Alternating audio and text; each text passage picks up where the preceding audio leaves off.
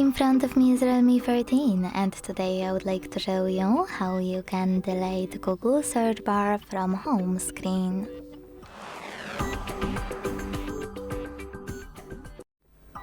Begin by holding your search bar and waiting for the pop-up to show up. When it does, click on Remove Widget and confirm your choice in the second pop-up by hitting Remove. So when I do that, as you can see, my Google search bar was successfully deleted. Thanks so much for watching. If you enjoyed this video, don't forget to leave a like, comment and subscribe. Bye!